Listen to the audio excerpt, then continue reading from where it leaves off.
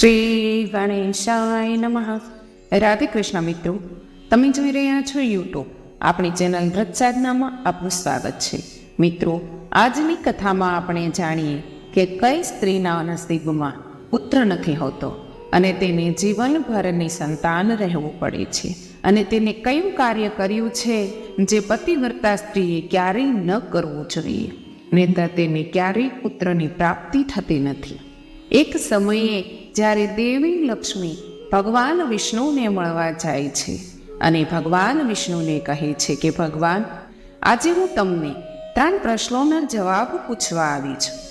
ત્યારે ભગવાન વિષ્ણુ કહે છે કે હે દેવી, તમે નિશ્ચિત રહો, હું તમને તમારા 3 પ્રશ્નોના જવાબ અવશ્ય આપીશ. જો આપને આ વિડીયો પસંદ આવે તો લાઈક કરજો, શેર કરજો. જો આપ આ ચેનલને પહેલી વાર જોઈ રહ્યા છો તો સબસ્ક્રાઈબ કરી લેજો અને બેલ આઇકોન પર ક્લિક કરવાનું ભૂલતા નહીં મિત્રો, એટલે આવનાર નવા વિડીયોની માહિતી આપ સુધી તુરંત પહોંચી શકે. ધન્યવાદ. ભગવાન વિષ્ણુ કહે છે કે હે દેવી, તમારા પ્રશ્નો શું છે તે મને કહો, તમને તમારા પ્રશ્નોના જવાબ ચોક્કસ મળશે. પછી પ્રશ્નો કહેતી વખતે માતા લક્ષ્મી કહે છે કે પ્રભુ, મારો પહેલો પ્રશ્ન એ છે કે તે સ્ત્રી કોણ છે જેના નસીબમાં પુત્ર નથી અને તે જીવનભરની સંતાન રહે છે. બીજો પ્રશ્ન એ છે કે કઈ સ્ત્રી અકાળે વિધવા થઈ જાય છે અને પતિ વિના દુઃખી જીવન જીવે છે. અને મારો ત્રીજો પ્રશ્ન એ છે કે જે પતિ હોવા છતાં દુઃખી જીવન જીવે છે અને તેને જીવનમાં ક્યારેય પ્રેમ કે સુખ નથી મળતું. તો ભગવાન વિષ્ણુએ માતા લક્ષ્મીના આ 3 પ્રશ્નો સાંભળ્યા પછી કહ્યું કે હે દેવી, હું તમને એક કથા કહું છું, જે સાંભળ્યા પછી તમને તમારા દરેક પ્રશ્નોના જવાબ મળી જશે, પરંતુ ખૂબ ધ્યાનથી સાંભળજો. ત્યારે માતા લક્ષ્મીજી કહે છે, તમે કથા કહો ભગવાન, હું કથાને પૂરા હૃદયથી સાંભળીશ. ભગવાન વિષ્ણુ કહે છે, એક સમય હતો જ્યારે એક ગામમાં શેઠ રહેતા હતા અને તે શેઠને 2 પુત્રો હતા અને તે બંને પરણેલા હતા. અને બંને શેઠ અને શેઠની પત્ની ખૂબ જ દુષ્ટ સ્વભાવની હતી.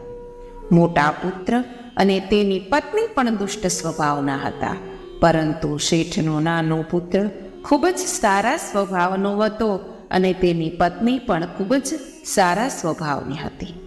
એકલા ઘરનું કામ કરે છે અને ઘરના બધાના કપડાં પણ તે એકલી ધોવે છે. શેઠની પત્ની અને મોટા પુત્રની પત્ની હંમેશા તેનું અપમાન કરતી રહે છે. કથા આગળ જણાવતા ભગવાન વિષ્ણુ કહે છે કે શેઠની મોટી વહુને એક પુત્ર હતો અને નાની વહુને એક પુત્રી હતી. શેઠની પત્ની હંમેશા તેની નાની વહુને તે પુત્રી વિશે ટોણા મારતી હતી, કારણ કે નાની વહુના ઘરે દીકરો ન હતો. ત્યારે ભગવાન વિષ્ણુએ કથા સંભળાવતા કહ્યું, હે દેવી, હવે હું તમને શેઠની નાની વહુની વાર્તા સમજાવું છું. નાની વહુ ખૂબ જ સારી હતી.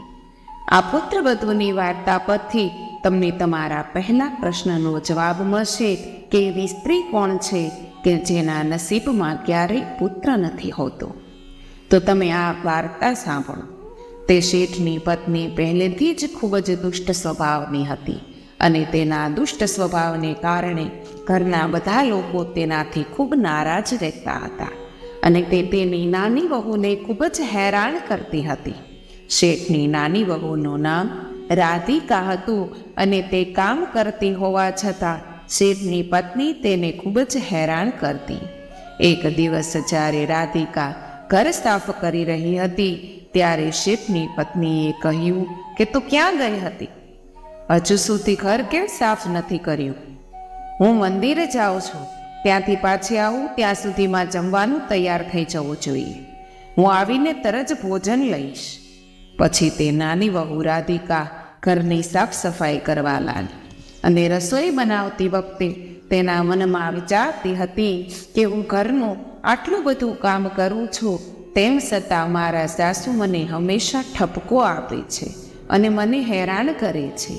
તે ક્યારેય પ્રેમથી મારી સાથે વાત પણ કરતા નથી અને ઘરનું બધું કામ મારી પાસે કરાવે છે. રાધિકા બધું વિચારી રહી હતી. ત્યારે તેને દરવાજો ખખડાવવાનો અવાજ સંભળાવ્યો.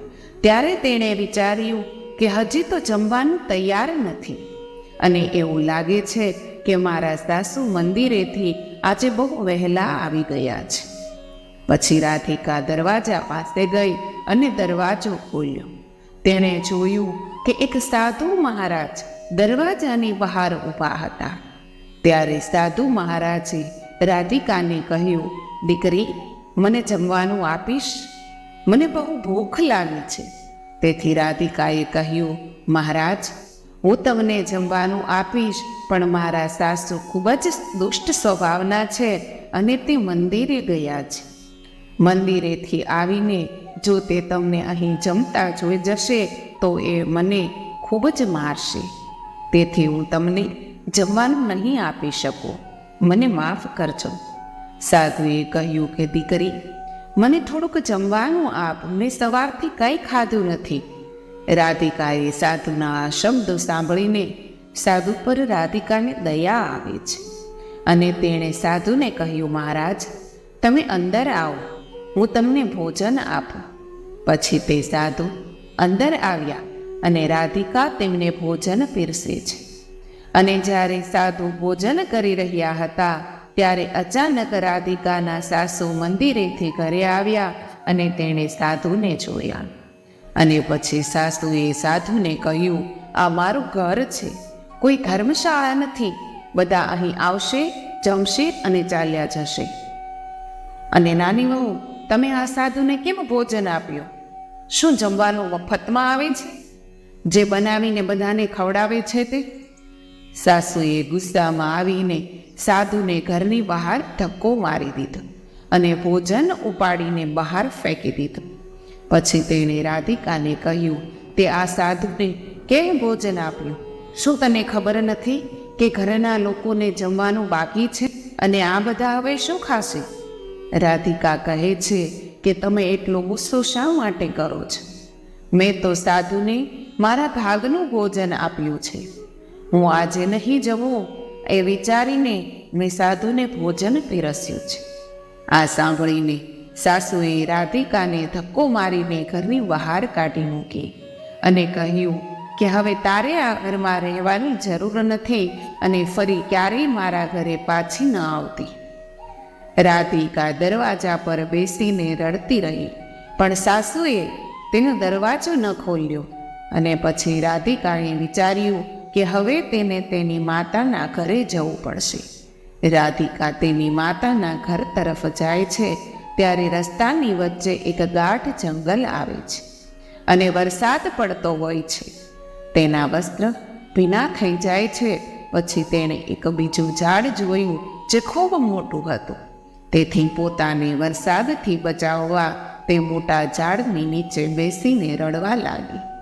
એટલામાં એક સંત ત્યાં આવી ચડ્યા અને સંતે કહ્યું, દીકરી, તું કેમ રડે છે? તો રાધિકાએ સંતને આખી વાત કહી. તો સંતે કહ્યું, એ લોકો તને શા માટે હેરાન કરે છે તને ખબર છે? રાધિકા કહે, નહીં મહાત્મા. સંત કહે છે, કારણ કે તારે કોળે દીકરો નથી. તું ચિંતા ન કર, હું તને એક ચિઠ્ઠી આપું છું જેમાં પુત્ર પ્રાપ્તિનો ઉપાય લખ્યો છે. ત્યારે સંતે તેને તે ચિઠ્ઠી આપી અને કહ્યું કે જો તું એમાં લખેલા ઉપાયનું સંપૂર્ણ નિષ્ઠાપૂર્વક પાલન કરશે તો તને અવશ્ય પુત્ર પ્રાપ્ત થશે. અને આટલું કહીને તે સંત ત્યાંથી ચાલ્યા ગયા. પછી રાધિકા મનમાં વિચારવા લાગી કે જો મને પણ દીકરો મળશે તો મને પણ મારા સાસરિયામાં બહુ માન મળશે અને મારા સાસુ પણ મને બહુ માન આપશે.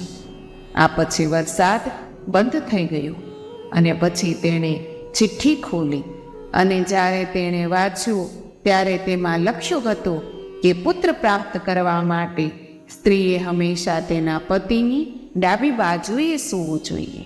અને ચિઠ્ઠીમાં આગળ લખ્યું હતું કે માસિક સ્ત્રાવના પ્રથમ 4 દિવસોમાં સ્ત્રી અને પુરુષનું મિલન પુરુષ રોગ તરફ દોરી જાય છે. તેથી માસિક સ્ત્રાવને કારણે પતિ પત્નીએ પ્રથમ 4 દિવસ સુધી સંભોગ ન કરવો જોઈએ અને માસિક સ્ત્રાવના 5મા દિવસે મિલન થવાથી દીકરીનો જન્મ થાય છે અને 6ઠ્ઠા દિવસે મિલન થવાથી પુત્રનો જન્મ થાય છે અને 7મા દિવસે મિલન થવાથી વેરાન પુત્રી થાય છે અને માસિક ધર્મની 10મી રાત્રે પતિ સાથે મિલન થવાથી ખૂબ જ સારો પુત્ર જન્મે છે. અને પછી એ ચિઠ્ઠીમાં લખેલી બધી વાતો વાંચીને રાધિકા મનમાં વિચારવા લાગી કે હવે હું આ જંગલમાં રહીશ. પછી તે જંગલમાં જ એક ઝૂંપડીમાં રહેવા લાગી. તે જ જંગલમાં તેનો પતિ તેને શોધતો આવે છે અને રાધિકાને ઘરે જવાનું કહે છે.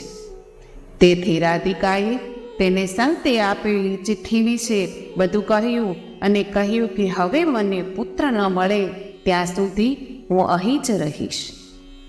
તે સાંભળીને તેનો પતિ પણ તેની સાથે જંગલમાં રહેવા લાગ્યો. તેણીના માસિક સ્ત્રાવ દરમિયાન માસિકના 10મા દિવસે તેણીના પતિ સાથે રાત્રે સંભોગ કર્યો અને તે ગર્ભવતી થઈ.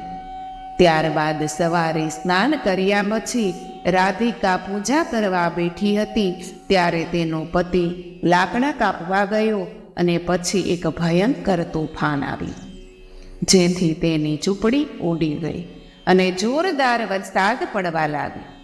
અને પછી પોતાને વરસાદથી બચાવવા માટે રાધિકા એ જ મોટા ઝાડ નીચે જઈને બેસી ગઈ અને તે ઝાડ પર 2 રાક્ષસો રહેતા હતા, જે આ સમયે ત્યાંથી નીકળી ગયા હતા.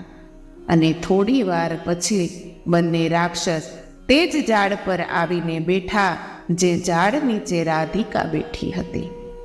પછી રાક્ષસ એકબીજાને કહેવા લાગ્યા કે ચાલો સોનાના ટાપુ પર જઈએ. પછી બીજાએ પૂછ્યું, પણ આપણે કેવી રીતે જઈશું? પહેલા રાક્ષસે કહ્યું, એમાં શું મોટી વાત છે? હું અત્યારે માયા શક્તિથી આ ઝાડને ઉડાડી દઈશ અને આપણે આ ઝાડ સાથે જઈશું.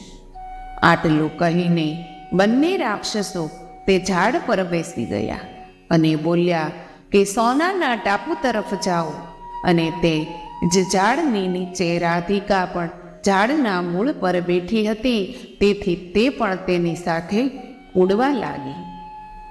પરંતુ રાક્ષસને ખબર નથી હોતી કે તે ઝાડની નીચે એક સ્ત્રી છે. પછી થોડી વારમાં બંને રાક્ષસ સોનાના ટાપુ પર પહોંચી ગયા અને પછી બંને રાક્ષસોને ભૂખ લાગી એટલે તેઓ બંને ઝાડ પરથી નીચે ઉતરીને શિકાર કરવા ગયા. જ્યારે રાધિકા ઝાડના મૂળ પરથી નીચે આવી અને સુવર્ણના ટાપુ પર પગ મૂક્યો તો તેણીએ જોયું કે અહીં બધું જ સોનું છે. તેથી તેણીએ તેના ખોળામાં ભરવાનું શરૂ કર્યું અને તે શક્ય તેટલું સોનું તેણે ખોળામાં લઈ લીધું. અને થોડી વાર પછી તે જ ઝાડના મૂળ પર બેસી ગઈ. રાક્ષસ શિકાર કરીને પાછા આવ્યા અને પછી ઝાડની ટોચ પર બેસી ગયા અને પછી બંનેએ એકબીજા સાથે વાત કરવાનું શરૂ કર્યું. અને રાક્ષસે કહ્યું કે ચાલો અહીંથી જઈએ. અને થોડી વારમાં બંને ઝાડ સાથે જ્યાં પહેલાં હતા ત્યાં જ આવીને પહોંચી ગયા. પછી રાધિકા ચૂપચાપ ઝાડ નીચે બેસી રહી જ્યાં સુધી બંને રાક્ષસો ત્યાંથી નીકળી ગયા. અને પછી ભગવાન વિષ્ણુદેવી લક્ષ્મીને કહે છે કે હવે વાર્તાને તમે ધ્યાનથી સાંભળજો, કારણ કે અહીંથી તમને ખબર પડશે કે કઈ સ્ત્રીના નસીબમાં પુત્ર નથી. પછી માતા લક્ષ્મી કહે છે કે હા ભગવાન. અને ભગવાન વિષ્ણુ કહે છે પછી થોડી વાર પછી બંને રાક્ષસો ત્યાંથી ચાલ્યા ગયા. અને પછી રાધિકા ઝાડના મૂળથી થોડી દૂર થઈ અને વિચારવા લાગી કે આટલું સોનું લઈને હું ઘરે જઈશ એટલે મારા સાસુ આ સોનું જોઈને ખૂબ જ ખુશ થઈ જશે અને મને હેરાન કરવાનું બંધ કરી દેશે. અને મારી પાસે ઘરનું કામ પણ નહીં કરાવે. રાધિકા આવું વિચારી રહી હતી ત્યાં તેનો પતિ પણ જંગલમાંથી આવી ગયો અને રાધિકાને પૂછ્યું કે તમે આટલું બધું સોનું ક્યાંથી લાવ્યા છો, અને કહ્યું કે ચાલો આપણે આપણા ઘરે જઈએ. પતિએ કહ્યું ઠીક છે, અને પછી બંને ઘરે જાય છે અને ઘરે જતાં જ રાધિકાએ બધું સોનું તેના સાસુને આપી દીધું. પછી આટલું સોનું જોઈને તેની સાસુ ખૂબ જ ખુશ થઈ ગઈ અને તેને પૂછવા લાગી કે તું આટલું સોનું ક્યાંથી લાવી છે. પછી રાધિકાએ તેના સાસુને બધી વાત કરી તો તેના સાસુ કહે છે, ત્યાં એટલું બધું સોનું હતું તો તું આટલું જ કેમ લાવી? બહુ બધું લઈ લીધું હોત તો આપણી 7 પેઢી બેઠી બેઠી ખાત તો પણ ક્યારેય ન ખૂટે. આ વખતે હું જઈને ઘણું સોનું લઈ આવીશ. લાલચમાં રાધિકાની સાસુ આવી રીતે વાત કરે છે. રાધિકાએ તેના સાસુને ઘણા સમજાવ્યા પણ તે સમજ્યા નહીં અને જંગલમાં જાય છે અને તે જ ઝાડ નીચે બેસી ગયા અને થોડી વાર થઈ ત્યાં બંને રાક્ષસો ઝાડ પર આવીને બેઠા. ત્યારે એક રાક્ષસે કહ્યું, આજે આપણે સુવર્ણદ્વીપ પર નહીં જઈએ અને આજે નદી કિનારે જઈશું. નદીના કિનારે જઈને માછલીઓ ખાઈશું. અને આટલું કહીને તે ઝાડને લઈને નદી તરફ ગયા. રાધિકાના સાસુ વિચારવા લાગ્યા, મેં સોનાની લાલચમાં આવીને આ શું કર્યું? તેણે કહ્યું કે હવે આ રાક્ષસીને ખબર પડશે કે આ ઝાડ પર બીજું કોઈ પણ છે તો મારું શું થશે? એટલું વિચારતા જ હતા ત્યાં બંને રાક્ષસે જોયું કે તે ઝાડ પર એક સ્ત્રી બેઠી છે. પછી બંનેએ ઝાડને હલાવી દીધું. ખૂબ જ મુશ્કેલીથી પોતાને બચાવવાની અંતિમ ક્ષણ સુધી કોશિશ કરે છે, છતાં ઝાડ પરથી નીચે પડી ગયા અને તે મૃત્યુ પામ્યા. પછી જ્યારે તેના પરિવારના સભ્યોને તેના મૃત્યુને જાણ થઈ ત્યારે બધા ત્યાં પહોંચી ગયા અને રાધિકાએ કહ્યું કે મેં મારા સાસુને કહ્યું હતું કે ત્યાં ન જાઓ, છતાં તે સોનાના લોભથી ત્યાં ગયા. હવે મિત્રો, રાધિકાના સાસુને તેમના લોભનું પરિણામ મળ્યું. કથા આગળ સંભળાવતા ભગવાન વિષ્ણુ કહે છે કે આ રીતે તેમની સાસુનું મૃત્યુ થયું. તેથી જ આપણે લોભી ન થવું જોઈએ. અને પછી થોડા સમય પછી રાધિકાને એક પુત્રનો જન્મ થયો. અને એક પુત્ર થયા પછી રાધિકા ખૂબ જ ખુશ થઈ ગઈ અને તેણે તેના ઘરે એક પૂજાનું આયોજન કર્યું, જેમાં તેણે ઘણા પંડિતો અને સંત મહાત્માઓને ભોજન પીરસ્યું. પછી ભોજન કર્યા પછી બધા સંત મહાત્માઓએ તેને ખૂબ આશીર્વાદ આપ્યા. અને બીજી બાજુ શેઠના મોટા પુત્રની વહુ, જે હંમેશા રાધિકાને પુત્ર ન હતો તે વાતને લઈને ટોણા મારતી હતી, પરંતુ તેનું મોં હવે હંમેશા માટે બંધ થઈ ગયું હતું. ત્યારે ભગવાન વિષ્ણુ માતા લક્ષ્મીને કહે છે કે મારી વાર્તા હવે સમાપ્ત થઈ છે. હવે હું તમને તમારા પ્રશ્નોના જવાબ આપીશ. તમારો પહેલો પ્રશ્ન એ હતો કે કઈ સ્ત્રીના નસીબમાં પુત્ર નથી અને તે જીવનભરની સંતાન રહે છે. તેથી જે સ્ત્રીઓ સંત દ્વારા આપવામાં આવેલી ચિઠ્ઠીમાં લખેલી છે જે વાત તેનાથી વિરુદ્ધ કામ કરે છે, તેને પુત્ર જન્મવાનું નસીબમાં નથી હોતું. અને જે મહિલાઓ પોતાના પતિનું સન્માન નથી કરતી અને હંમેશા તેમની સાથે લડતી રહે છે અને હંમેશા પોતાના પતિ સાથે ગુસ્સેથી વર્તન કરે છે, તેમના નસીબમાં પણ પુત્ર નથી હોતો. તેથી જ દરેક સ્ત્રીએ પોતાના પતિનું સન્માન કરવું જોઈએ. અને તમારો બીજો પ્રશ્ન છે કે તે સ્ત્રી કોણ છે જેઓ સમય પહેલાં વિધવા બને છે અને પતિ વિના દુઃખી જીવન જીવે છે? તો સમજવું કે જે સ્ત્રીઓ પતિ હોવા છતાં કપાળ પર સિંદૂર નથી લગાવતી કે મંગળસૂત્ર નથી પહેરતી અને પતિનું સાંભળતી પણ નથી અને અન્ય પુરુષો સાથે શારીરિક સંબંધ બાંધે છે, તો આવી સ્ત્રીઓ અકાળે વિધવા થઈ જાય છે. એટલા માટે પરિણીત સ્ત્રીએ સમર્પિત જીવન જીવવું જોઈએ અને તેના પતિ સિવાય અન્ય પુરુષો તરફ જોવું પણ ન જોઈએ. અને તમારો ત્રીજો પ્રશ્ન એ હતો કે કઈ સ્ત્રી પતિ હોવા છતાં દુઃખી જીવન જીવે છે અને તેમને ક્યારેય સુખ નથી મળતું. તો દેવી સાંભળો તમે કે જે સ્ત્રીઓ સવારે મોડે સુધી સૂવે છે અને સવારે 8 કે 9 વાગ્યા પછી જાગે છે અને સ્નાન કર્યા વિના ભોજન બનાવે છે અને ભગવાનની પૂજા પણ નથી કરતી, જો તેમને ક્યાંય જવું હોય તો તેઓ તેમના પતિના વિના જાય છે અને જ્યારે પતિ ના પાડે છે ત્યારે પણ તે તેમનું માનતી નથી, તો આવી સ્ત્રીઓને તેમના જીવનમાં ક્યારેય સુખ મળતું નથી. અને તેથી જ દરેક સ્ત્રીએ એક સમર્પિત જીવન જીવવાનું હોય છે અને સ્ત્રીએ સારા ચારિત્રવાન રહેવું જોઈએ અને સવારે વહેલા ઉઠવું જોઈએ, સ્નાન કરવું, પૂજા કરવી અને પછી ભોજન બનાવવાનું હોય છે, જેથી ઘરમાં સુખ શાંતિ બની રહે. અને તેણે દેવી લક્ષ્મીની પૂજા પણ કરવી જોઈએ, જેથી દેવી લક્ષ્મી પ્રસન્ન થાય. અને મિત્રો, તમને આ વાર્તા કેવી લાગી? કૃપા કરીને અમને કમેન્ટ કરીને જણાવો અને બોલો લક્ષ્મીપતિ નારાયણ દેવની જય. ધન્યવાદ મિત્રો.